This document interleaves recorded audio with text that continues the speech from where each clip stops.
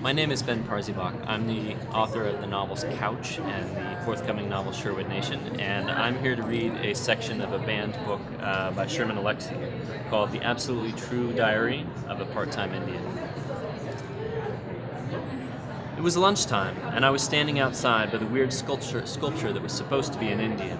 I was studying the skyline like I was an astronomer, except it was daytime and I didn't have a telescope. So I was just an idiot. Roger the Giant and his gang of giants strutted over to me. "Hey, Chief," Roger said. It seemed like he was 7 feet tall and 300 pounds. He was a farm boy who carried squealing pigs around like they were already thin slices of bacon. I stared at Roger and tried to look tough. I read once that you can scare away a charging bear if you wave your arms and look big, but I figured I'd just look like a terrified idiot having an arm seizure. "Hey, Chief," Roger said, "you want to hear a joke?" "Sure," I said. "Did you know that Indians are living proof that niggers fuck buffalo?" I felt like Roger had just kicked me in the face. That was the most racist thing that I'd ever heard in my life. Roger and his friends were laughing like crazy. I hated them, and I knew I had to do something big. I couldn't let them get away with that shit.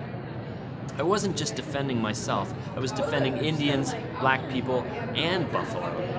So I punched Roger in the face. He wasn't laughing when he landed on his ass, and he wasn't laughing when his nose bled like red fireworks. I struck some fake karate pose because I figured Roger's gang was going to attack me for bloodying their leader. But they just stared at me. They were shocked.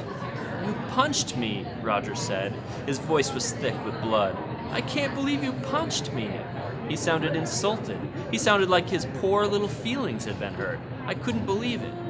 He acted like he was the one who had been wronged. "You're an animal," he said. I felt brave all of a sudden.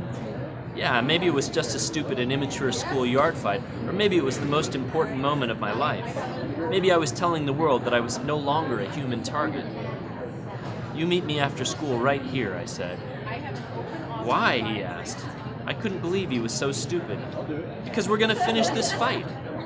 "You're crazy," Roger said. He got to his feet and walked away. His gang stared at me like I was a serial killer, and then they followed their leader. I was absolutely confused. I had followed the rules of fighting. I had behaved exactly the way I was supposed to behave. But these white boys had ignored the rules. In fact, they followed a whole other set of mysterious rules where people apparently did not get into fistfights.